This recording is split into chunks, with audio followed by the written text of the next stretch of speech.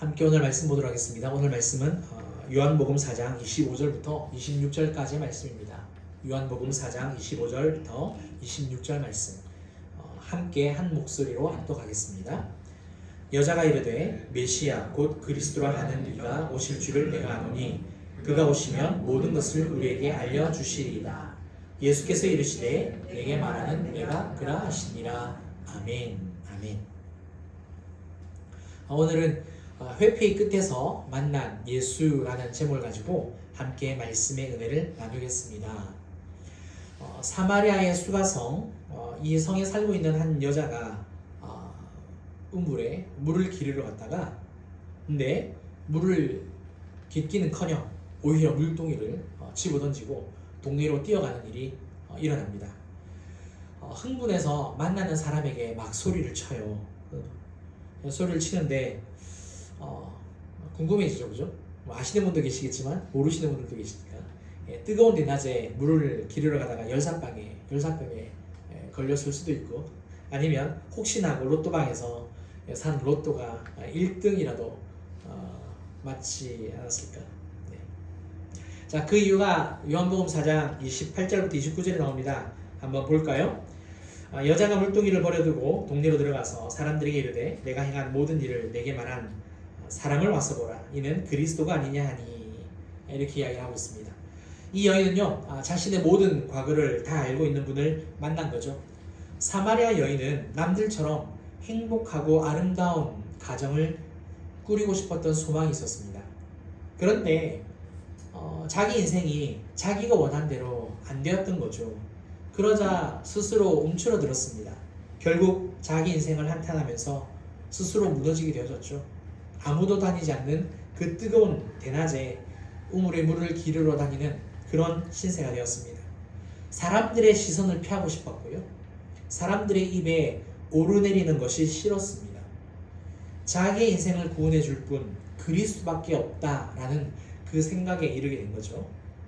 그리고 그렇게 살았습니다. 그런데 그렇게 그토록 갈망하고 고대했던 그리스도를 만나게 된 거죠. 그래서 그 뜨거운 대낮에 로또를 맞은 것이 아니라 예수 그리스도를 만났기 때문에 그 물동이를 던지고 마을로 들어간 겁니다. 오늘 우리는요 이 사마리아 수가성에 살았던 한 여인과 또 이 여인을 만나주신 그 예수님에 대한 이야기를 하려고 합니다. 사실 이 내용이 원체 유명하기도 하고 또 본문도 길어서요 많은 백그라운드를 가지고 있는 줄 압니다.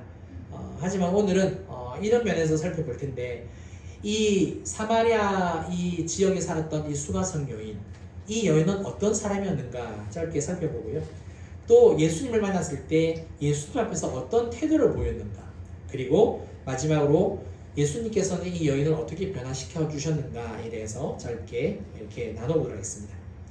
사마리아의 수가성 여인은요 확고한 종교적인 배경을 가진 사람입니다. 그러니까 종교적인 배경, 그러니까 종교를 가지고 있는 사람이다 라고 쉽게 이야기를 할 수 있겠습니다. 예수님과의 대화를 보면요 세 가지 주제를 통해서 알 수가 있어요. 정리를 해봤는데요, 첫 번째 주제는 뭐냐, 야곱의 우물입니다. 사마리아 여인은요 야곱을 자기의 조상이라고 이야기를 하고 있어요. 사마리아 사람들은 유대인들로부터 항상 멸시를 당했습니다. 멸시를 당했는데 왜 그러냐면 이 사마리아 지역이 북이스라엘 지역이었습니다. 그러니까 주전 722년에 아수르에 의해서 멸망을 당하고 이 아수르가 펼친 정책이 그냥 그 민족들을 흩어버리는 정책을 펼쳤어요. 동아 정책이죠. 그리고 다른 사람들을 갖다가 그 지역에 이렇게 데려왔습니다. 그래서 이방인들과 통혼을 하게 되어서 이스라엘 백성들만의 그 고유 정체성, 우리나라는 어떤 민족이라고 이야기합니까? 다한일 민족이라고 이야기를 하잖아요. 그리고 전 세계에서 단일 민족이 굉장히 보기 드물거든요. 근데 이스라엘이 단일 민족으로 정체성을 가지고 있는데 이 북이스라엘, 이 사마리아 지역은 아니었다는 거예요. 그렇기 때문에 고유 정체성을 잃어버려서 이렇게 굉장히 경멸하고 또 개 취급을 했었던 그런 지역입니다.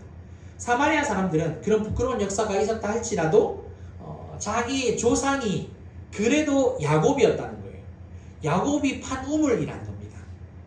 그래서 조상이 야곱이기 때문에 하나님을 우리도 여전히 섬기고 있다. 이런 종교적인 배경을 가지고 있는 거죠. 두 번째 주제는 뭐냐면요. 예배 장소입니다. 예배 장소. 사마리아 사람들은 어디에서 예배를 했냐면 그리심 산에서 예배를 했습니다.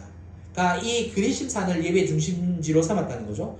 그 오늘 요한복음 4장의 그 대화 본문을 쭉 보게 되어지면 이 사마리아 여인이 그렇게 얘기하잖아요. 당신들은 예루살렘에 있다라고 이야기를 합니다. 우리는 이 산에서 예배를 하는데 여기서 이 산이 그리심 산입니다.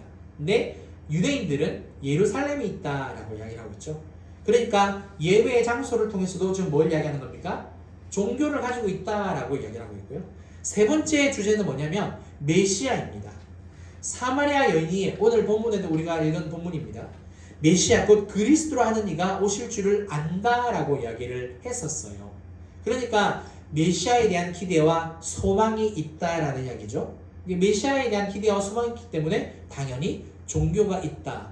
그래서 이 여인을 볼 때 불신자도 아니고 우상을 섬기는 사람도 아니라는 겁니다. 하나님을 믿고 섬기는 종교적인 배경을 가지고 있는 사람인 것을 우리가 알 수 있죠. 그런데요, 이 부분에서 우리가 꼭 한 가지 알아야 할 사실이 있습니다. 그게 뭐냐? 하나님을 믿고 섬기는 종교적인 배경을 가지고 있다 할지라도, 그러니까 우리처럼 그리스도인, 크리스찬, 성도다 할지라도 그 신앙이 또 그 배경이 우리의 삶에 아무런 영향을 끼치지 못할 수도 있다라는 겁니다. 무슨 말인지 한번 제가 설명을 해보겠습니다. 예수님은 사마리아 여인에게 영원히 목마르지 않는 그 샘물, 그 솟아나는 샘물을 영생하도록 하는 그 샘물을 주시겠다 이런 말씀을 하세요. 그런데 이 사마리아 여인이 처음에 어떻게 합니까? 그 말씀을 못 알아먹습니다. 깨닫지를 못해요. 사마리아 여인이 하나님을 모르는 사람 아니에요. 예배하는 사람입니다. 야곱을 자기의 조상으로 여겼던 사람입니다. 그리심산에서 예배한 사람이고 심지어 메시아를 기다리고 기대했던 소망까지 가지고 있는 크리스찬입니다. 그런데 예수님의 말씀을 깨닫기는커녕 오히려 뭐라고요? 내가 이 물을 기르지 않게 해달라고 그렇게 육적으로 해석을 한다는 거죠. 다시 말해서 사마리아 여인은 야곱과 예배와 메시아에 대한 이 말은 하지만 그것들을 자신의 중요한 신앙의 중심으로 문제로 여기지는 않는다라는 거예요. 제가 이 말씀을 여러분들에게 지금 이렇게 힘을 주면서 말씀드리는 이유가 뭐냐? 우리도 사마리아 여인과 같은 신앙의 삶을 가지고 있지 않는가? 한번 돌아보자는 겁니다. 말씀도 읽습니다. 주일 예배도 드려요. 설교도 늘 듣습니다. 제 설교만 듣는 게 아니라 간증도 유튜브를 통해서 찾아서 듣고 또 좋으신 목사님들의 말씀을 유튜브를 통해서 다 들어요. 미디어를 통해서.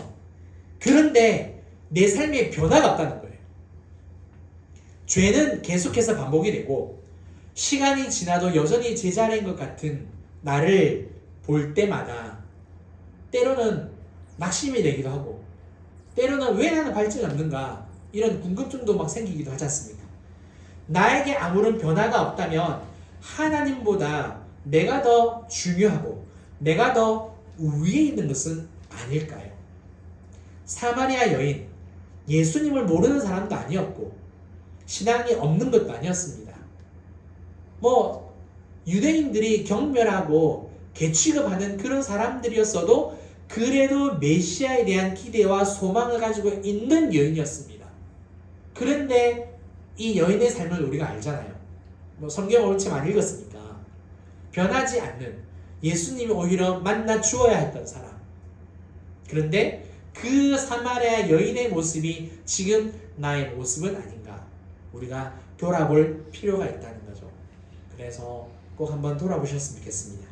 자, 이번에는요 사마리아 여인의 삶을 한번 생각해 보겠습니다. 요한복음 4장 16절부터 18절입니다. 이르시되 가서 내 남편을 불러오라. 여자가 대답하여 이르되 나는 남편이 없나이다. 예수께서 이르시되 내가 남편이 없다 하는 말이 옳도다. 너에게 남편 5이 있었고 지금 있는 자도 내 남편이 아니니 내 말이 참되도다. 자, 이 말씀에 의하면 사마리아 여인이 남편으로 만난 남자는 몇 명입니까? 5명입니까? 6명입니까? 예, 6명이에요. 6명. 이전에 5명이 있었고 지금 또 한 명이 있다는 거죠. 그러니까 총 6명입니다. 자, 여기서 주목할 표현이 한 가지가 있습니다. 그게 뭐냐? 바로 남편입니다. 남편. 남자가 아니에요. 남자를 6명 만났다는 이 연애가 아니라 6명이 남자를 만났다가 아니고요. 결혼을 6번을 했다는 거예요. 결혼을 6번. 남편이라는 말 의미가 그거잖아요. 질문을 한번 드려보겠습니다. 결혼을 6번 했다는 것은 이 여인이 그만큼 윤리적으로 타락했다라는 뜻일까요?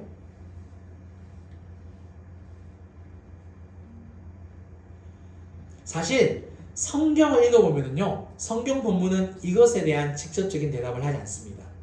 지금 제가 질문한 이 질문에 대한 답이 안 나와요. 다시 말해서 성경은 단정 짓지 않습니다.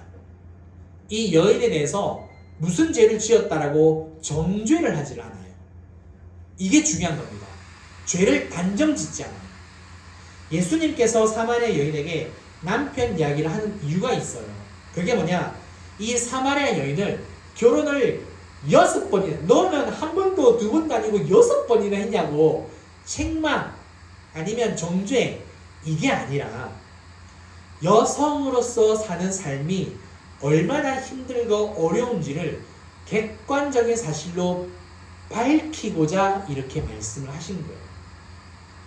네 인생이, 여자로 살아가는 인생이, 그러니까 그때 당시 고대 근동이죠. 여자는 몇 번 제가 말씀을 드렸습니다만, 여자와 아이는 사람이지만 사람이다? 아니다? 인격이다? 아니다? 아니라고 말씀을 드렸습니다. 고대 근동, 특별히 이 중동 지역에서는 뭐다? 소유물이다. 재산이다. 그래서 여자는 사람 취급하지 않았고 어린아이들도 그렇습니다. 그래서 지금도 그 이스라엘, 팔레스타인 어떤 그런 지역에서는 여자를 사람 취급하지 않잖아요. 지금도 그렇게 하고 있단 말입니다. 근데 예수님께서 이 여인에게 이야기를 하시면서 남편의 이야기를 꺼낸 이유는 뭐라고요? 여자로서의 사는 인생이 얼마나 힘이 드느냐, 얼마나 고되냐, 이거를 이야기하고 싶어서 말씀하신 거예요. 당시 여성은 결혼과 이혼에 있어서요, 선택권이 거의 없었습니다. 남편이 죽거나 이혼을 당하거나 형사 취소원, 그러니까 형제가 죽었을 때 이제 그 다음 그 동생이 대신하여서 그 자녀를 이렇게 낳게 해주는 어떤 그런 부분이죠. 이런 걸로 인해서 결혼이 반복되는 경우가 굉장히 흔했죠. 우리가 쉽게 생각할 수 있는 룻 생각하시면 됩니다. 그러니까 당시 결혼과 남편은요, 여자에게 있어서 어떤 문제다? 생존의 문제였습니다. 생존. 여자에게 있어서 결혼은요, 남편은. 따라서 남편이 없으면 사회 구조 속에서 억압받고 버림받는 존재가 되어 버릴 수밖에 없다는 거예요. 그 사실 우리나라도 그런 문화가 있습니다. 우리나라도 남편을 먼저 여에게 되어지면 세상 모든 그 다른 남자들이 참 그 홀로 서 있는 이제 그 아내분들을 굉장히 무시하는 거 아십니까? 이건 안 당해본 가정은 모릅니다. 실제로 우리나라가 그런 문화가 있습니다. 그런 문화가 있어요.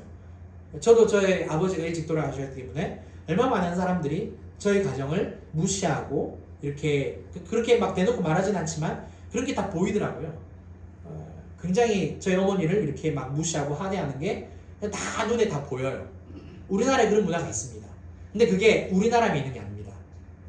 다른 나라에도 마찬가지입니다. 서양에도 마찬가지예요.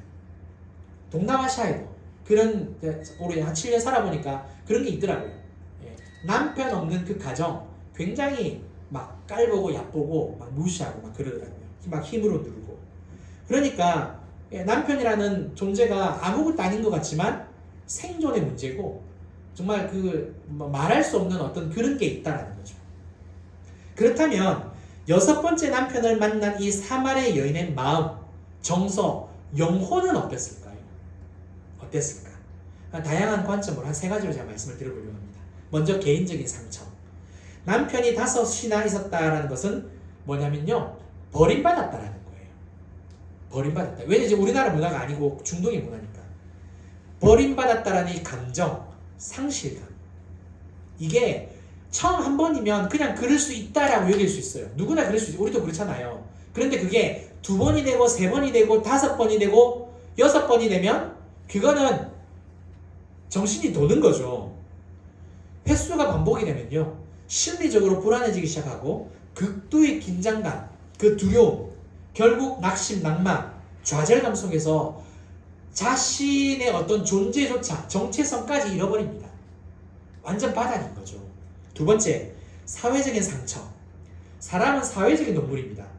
근데 원하지 않는 결과들이 반복이 되면 움츠러듭니다. 사람들의 시선이 부담스러워져요. 제가 처음에는 이 사마리아 여인을 저도 얼마나 많이 봤겠습니까? 또 얼마나 많이 설교를 했겠습니까? 사마리아 여인에 대한 잘못된 편견이 저한테 있다는 것을 제가 알게 되어졌어요. 물론 수많은 목사님들과 학자들이 보수적으로 접근을 하다 보니까 이 본문 가운데서 이 여인이 결혼을 6번이나 했으면 분명히 음란한 짓을 했을 거다. 그런데 제가 아무리 설교를 준비하면서 본문을 자꾸만 보고 보다 보니까 그런 내용은 없는 거예요. 직접적인 단정은 없는 거예요. 그랬을 때 제가 생각을 달리 했습니다. 왜 그렇게 햇볕이 뜨거운, 지금 이렇게 정말 뜨겁잖아요. 그 정오거든요. 낮 12시에 물을 기르러 갔을까? 근데 물을 기르러 가는 게 우리는 그냥 집 앞인 걸로 생각을 하죠. 2km가 넘어요. 왕복이면 4km거든요. 물동이 그거 들고 그 뜨거운 그 한낮에 여름에 물을 기르러 가는데 아무도 없는 그 시간입니다.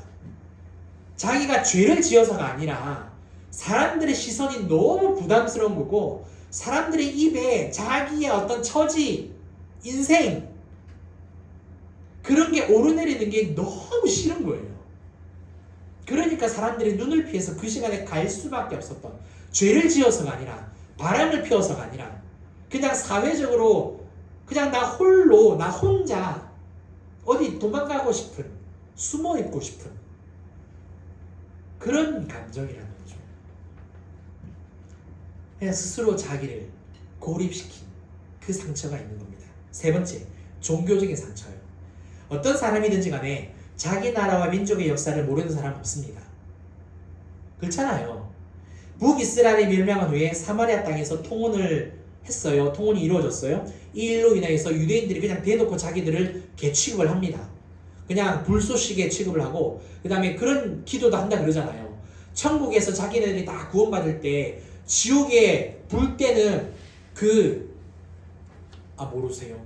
랍비들이 지금도, 유대인들이 지금도 그렇게 북이스라엘 사마리아 사람들한테 그렇게 기도를 해요. 그렇게 기도를 합니다. 그 역할을 하는 사람들이라고. 예루살렘 성전에서 예배할 수 없다는 사실도 분명히 알고 있었습니다. 영적 진리를 갈망하면서도 종교적으로 어디에 속하지 못하는 경계선의 사람, 경계선의 사람이요. 그 경계에 딱 서 있는 사람. 이것도 아니고 저것도 아니고 그런 종교적인 어려움이 있었죠.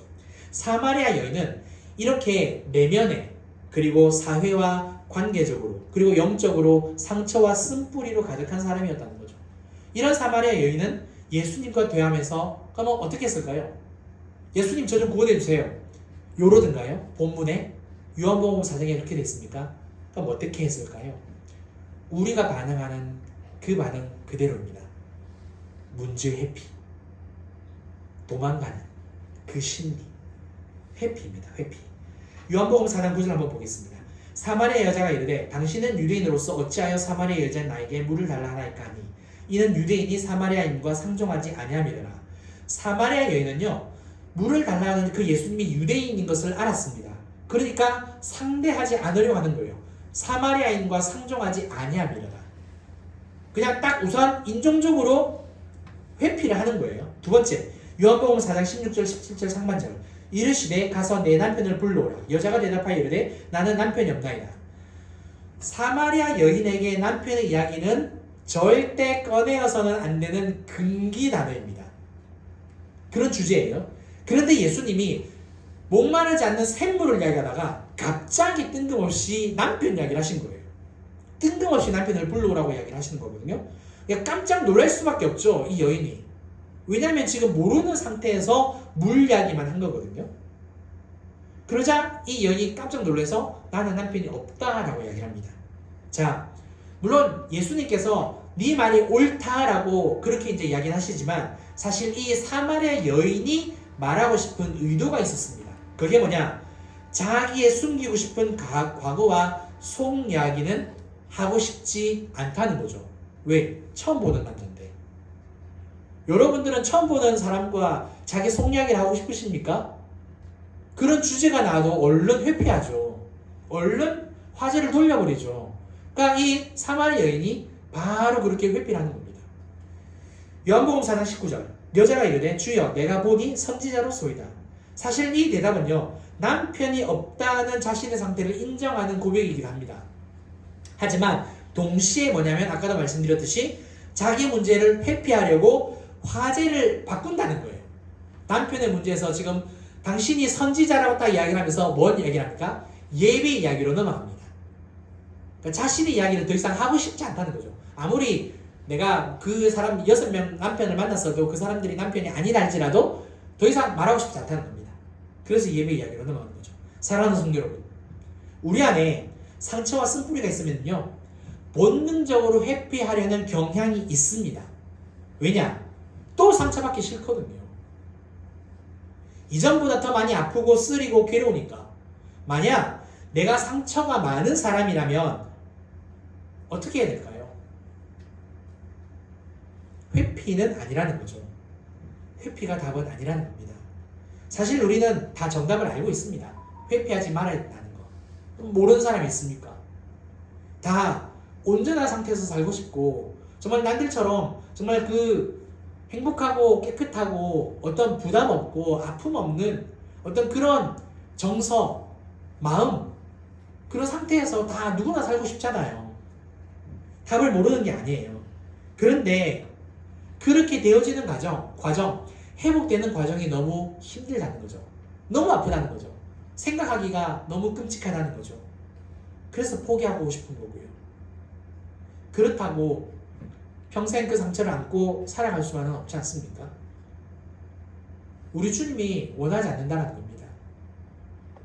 나도 원하진 않지만 우리 가족들도 내 사랑하는 사람들도 나를 아는 사람들도 너 왜 그렇게 사냐고 그렇게 말하죠. 원하지 않는다는 이야기지 않습니까? 그런데 누가 가장 원한다는 이야기입니까? 예수님이요. 왜? 예수님 안에는 상처가 없거든요. 물론 상처가 있죠. 십자가에 달려 죽으신 그 상처는 있으시죠. 근데 그 상처는 우리를 위한 상처지 않습니까? 그런데 우리 안에 나를 갉아먹는, 나를 죽이는, 내 인생을 가치 있게 못 살게 만들어버리는 그런 나쁜 상처는 우리 주님이 진짜 원하지 않는다라는 사실입니다. 따라서 어떻게 해야 되느냐? 마음을 열어야 됩니다. 모든 신앙에 있어서 가장 중요한 것은 마음을 여는 겁니다. 그리고 주님을 받아들이는 거예요. 주님께 내가 맡기는 겁니다.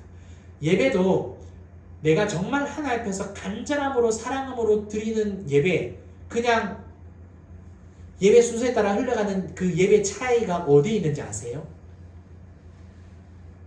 교회 딱 왔을 때 맨 첫 시간에 내 마음을 열고 나아가느냐 그렇지 않느냐에 따라서 판가름 됩니다. 그래서 제가 말씀을 드렸잖아요. 우리 교회에서 이제 오시면 약간의 한 10분 정도 시간을 어떻게 기도 시간을 만들어 놓을 테니까 일찍 오셔서 기도하시라고 그 시간에 마음을 여는 거예요. 준비를 하는 겁니다. 그러면 정말 간절함으로 사모함으로 예배할 수 있는 거죠. 쉬운 일 아닙니다. 하지만 우리 주님이 진짜 나를 고쳐주고 싶어 하신다는 거예요. 이것을 꼭 기억하시고 마음을 열고 주님께로 나아가는 저와 여러분들, 그래서 나를 고쳐주시는 분이 예수님이시다 믿고 나아가는 저와 여러분들 되었으면 좋겠습니다. 자, 이번에는요, 내가 아니라 우리 주변에 연약하고 상처가 있는 사람들, 상처 가운데 있는 사람들이 있다는 것. 그러면 그분들에 대해서는 어떻게 해야 할까요? 어떻게 해야 할까요? 우리는 종종 이런 분들을 만나기를 싫어합니다. 물론 저도 그럴 때가 있더라고요. 피할 때도 있더라고요. 왜 그럴까요? 내가 힘들었어요. 내가 힘들었어. 한번 생각해보세요. 옆에 짜증내는 사람이 있어. 그러면 그 자리 피하고 싶죠. 예, 전염되잖아요. 신기하게 기쁘고 즐거운 감정을 가지고 있는 사람 옆에 있으면 나도 왠지 모르게 좋아지고, 누군가가 노래 부르고 있으면 나도 노래 부르는 거 아시죠? 누군가가 휘파람 불고 있으면 나도 휘파람 불고요. 근데 누군가가 막 짜증내고 있으면 나도 기분 나쁘잖아요. 예. 전염입니다. 자, 그러면 우리 예수님은 어떻게 하셨을까요? 요한복음 4장 3절 4절입니다. 유대를 떠나사 다시 갈릴리로 가실새 사마리아를 통과하여야 하겠는지요. 자, 여기서 하겠다라는 말이 나옵니다. 이 말은 뭐냐면 꼭 해야 하겠다. 강한 의지를 담고 있는 말입니다. 다시 말해서 예수님은요, 이제 세례 요한이 이제 세례 요한과 이제 상태에서 제자들이 세례를 많이 줬단 말입니다. 요한복음 4장 1절 2절에는 그런 내용이 나와 있어요. 예수님의 제자들이 그 사람들에게 세례를 주는데 이게 굉장히 많아지니까 사람들이 엄청 많이 모여가지고 바리새인들이 이렇게 싫어하고 쫓아오는 그런 내용이 나와요. 그래서 이제 예수님이 이제 피하는 건데, 이렇게 사마리아로 지나가지 않고 사실 이렇게 요단 동쪽이나 아니면 지중해 쪽으로 왕이 데리러 올라가는 길이 있거든요. 글로 올라간단 말입니다. 그런데 이 3절과 4절에 보면 뭐라고 나와 있느냐? 사마리아로 통과하여야 하겠는지라 딱 이렇게 말씀하신다는 거예요. 뭘 말하느냐? 분명한 목적이 있다는 겁니다. 어떤 목적? 누군가를 만나야겠다. 그 이야기죠. 자, 누구냐? 34절. 그러면 왜 이 수가성 여인을 만나러 가는 거냐? 4장 34절입니다. 예수께서 이르시되 나의 양식은 나를 보내신 이의 뜻을 행하며 그의 일을 온전히 이루는 이것이니라. 왜 가신다고요? 하나님의 뜻이라는 겁니다. 즉, 이 사마리아 지역에 살고 있는 수가성 그 한 여인, 그리고 그 수가성에 살고 있는 그 사람들을 구원하시는 것이 하나님의 뜻이었기 때문에 예수님은 돌아서 가지 않고 거기로 그냥 갔다는 겁니다. 근데 그냥 간 게 아니라 땀을 흘리면서 수고하면서 가자마자 그 여인에게 물 좀 달라고 할 정도로, 그럴 정도로 바쁘게 달려가셨다는 거죠. 사랑하는 성도 여러분, 우리가 생각해봐야 할 것은 뭐냐면 예수님이 찾으시는 사람과 내가 찾는 사람이 같은지 아니면 다른지라는 사실입니다. 예수님은 연약하고 상처받은 사람을 찾으러 다니십니다. 근데 우리는 혹시 그 사람이 내 옆에 있으면 내가 피곤해지고 내가 힘들고 내가 부담스러워서 고의적으로 피하고 있지는 않으십니까? 예수님이 찾으러 가셨다면 우리도 찾으러 가야 한다는 거예요. 내가 상처가 많다고 문제를 회피해서도 안 되겠지만, 연약하고 상처 있는 사람이 나하고 안 맞다고 해서 내가 그 사람을 회피해서도 안 된다는 거예요. 한 영혼의 구원과 치유를 위해 쉬지 않고 달려가신 그 예수님처럼 우리도 찾아가야 한다는 겁니다. 그래서 우리 주변에 상처받은 영혼이 있다라면 아시잖아요. 그 단계를 뛰어넘지 못하면 또 상처를 받는다는 거. 우리도 마찬가지잖아요. 그래서 늘 주님께서 이겨낼 수 있도록 힘을 주시고 이겨 또 내라고 하시잖아요. 그래야만 더 이상 같은 부분에 있어서 상처를 받지 않는 거니까. 그래서 항상 도와주셨으면 좋겠습니다. 그 상처에서 일어설 수 있도록. 그런 저와 여러분들 되시길 주님 이름으로 축원합니다. 마지막으로 수가성 여인. 이 수가성 여인 예수님께서 어떻게 변화되도록 인도해 주셨을까? 요한복음 4장 25절입니다. 여자가 이르되 메시아 곧 그리스도라는 이가 오실 줄을 내가 아노니 그가 오시면 모든 것을 우리에게 알려주시리이다. 수가성 여인이 고백한 이 말씀은요, 이런 의미가 담겨져 있습니다. 나는 내 마음의 문제, 상처와 쓴뿌리, 내 인생의 문제를 해결할 수 없습니다. 보세요.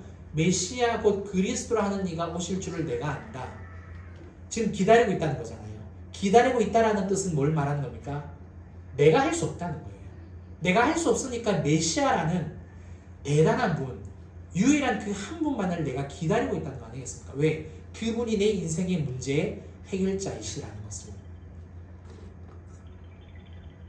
그 예수님이 오시면 내 인생의 모든 상처와 쓴뿌리와 문제를 해결해 주실 겁니다. 그래서 제 마음을 연다라는 고백이 이 한 구절 안에 들어가 있습니다. 사랑하는 성도 여러분, 아까도 말씀을 드렸어요. 우리 주님은 우리가 마음의 문을 열기를 원하신다는 거예요. 요한계시록 3장 20절 말씀 아시죠? 볼지어다 내가 문 밖에 서서 두드리노니 누구든지 내 음성을 듣고 문을 열면 내가 그에게로 들어가 그와 더불어 먹고 그는 나와 더불어 먹으리라. 항상 주님은 우리에게 말씀을 하시는데 우리의 귀가 닫혀 있는 거예요. 우리 마음의 문이 닫혀 있는 겁니다. 근데 항상 주님은 말씀을 하시는 건데 우리가 못 듣고 있다는 거죠.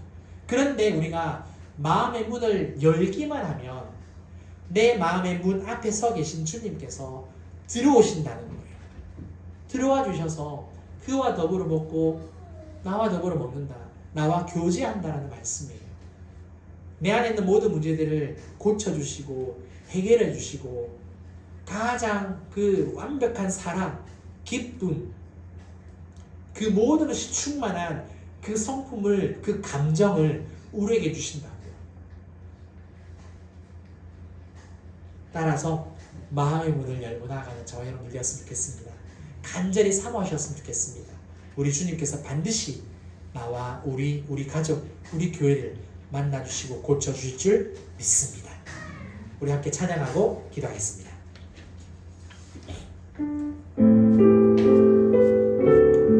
우리 주님을 더 원하고 사랑하기를 원합니다. 예수 사랑합니다. 사랑합니다. 온 마음 다하여 오직 주님 한 분만 간절히 더 원합니다. 예수 사랑합니다. 예수 사랑합니다. 사랑합니다.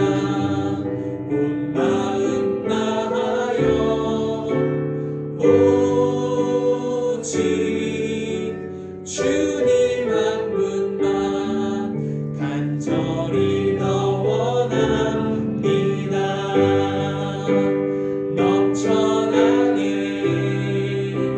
넘쳐나네 주를 향한 내 속에 갈망이 주님께로 날 이끌어 주소서. 주님을 더 원합니다. 다시 한번 더 찬양하겠습니다. 예수 사랑합니다. 예수 사랑합니다. 사랑합니다. 온 마음 다하여 오직 주님 한 분만 간절히 더 원함. 넘쳐나네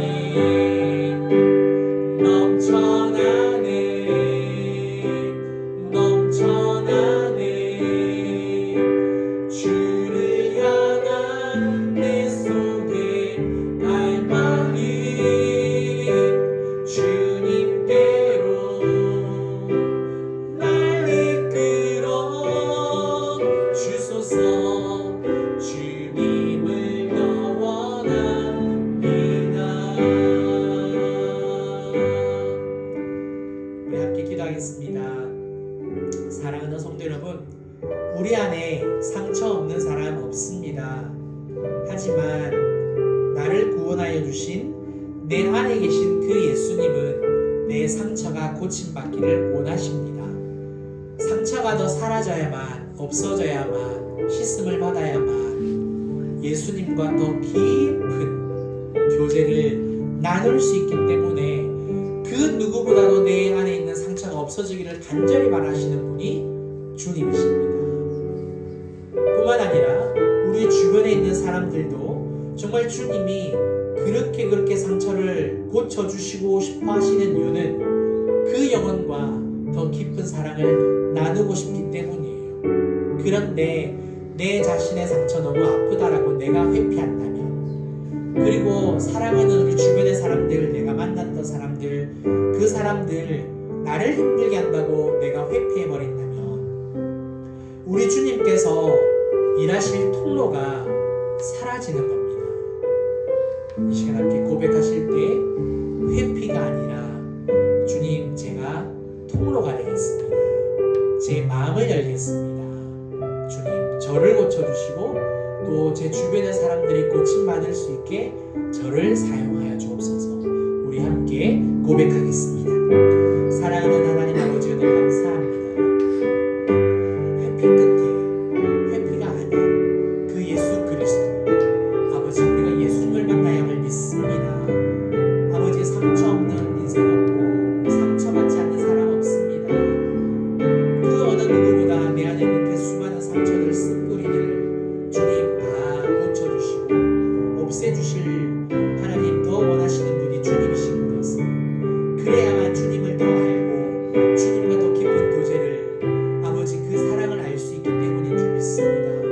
하나님, 그 무엇보다 내 안에, 우리 안에 있는 상처, 하나님, 회피하려고만 하지 말게 하여 주시고 오히려 문제를 직면할 수 있는, 현실을 받아들일 수 있는 마음의 문을 열고 주님께로 나아갈 수 있는 우리 모두가 될 수 있도록 도와주셔서 우리 안에 있는 모든 상처들이 아버지 하나님 다 제거되고 고침받아서 우리 주님과 정말 그 사랑의 깊은 교제를 나눌 수 있도록 주님 역사하여 주시옵소서. 뿐만 아니라 나만 그런 인생 사는 것이 아니에요. 우리 주변에 나와 함께 교제하는 사람들, 내가 아는 사람들, 내가 만났던 사람들, 힘들어하고 어려워하는 그들을 주님 내버려 두지 않게 하여 주시고 하나님, 내가 통로가 되어서 주님의 사랑을 전해주고 정말 주님의 그 마음을 알아 우리 주님께서 하나님 아버지의 뜻을 따라 하나님 그 수가성으로 달려가셨던 것처럼 우리도 그 통로가 될 수 있도록 성령님 기름 부어 주시옵소서. 아버지 하나님, 감사를 드립니다. 진실로 주님으로 말미암아 상처가 고침받고 다시 새 인생을 살아갈 수 있는 우리 모든 개개인과 우리 모두가 될 수 있는, 우리 가정과 교회가 될 수 있는 축복하여 주시옵소서. 감사합니다. 영광 받아 주시옵소서.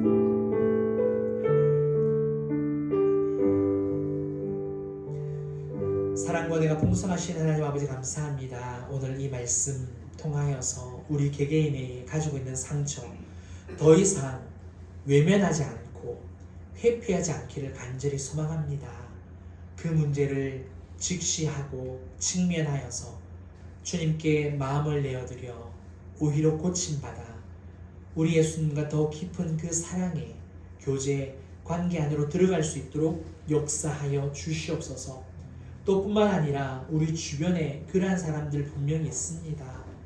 모른 채 하지 않게 하여 주시고 외면하지 않도록 주님 도와주시옵소서. 내가 먼저 손을 내밀고 내가 먼저 마음의 문을 열어서 하나님, 사랑하는 그들도 예수님으로 말미암아 더 깊은 복된 인생 살아갈 수 있게 우리가 통로가 될 수 있고 그들도 함께 고침받을 수 있는 은혜가 될 수 있게 성령님 역사하여 주시옵소서. 그렇게 인도해 주심을 믿고 감사를 드리며 지금은 우리 주 예수 그리스도의 은혜와 크신 하나님의 사랑과 성령님의 감화감동 교통 충만하심이 마음 문을 열고 주님께로 나아가 그 모든 상처 고침받기로 결단하는 사랑하는 우리 모든 성도님들과 가정과 일터와 또 우리 진주빛 교회와 이 나라 이 민족 위에 이제로부터 영원토록 함께 있을지어다. 아멘.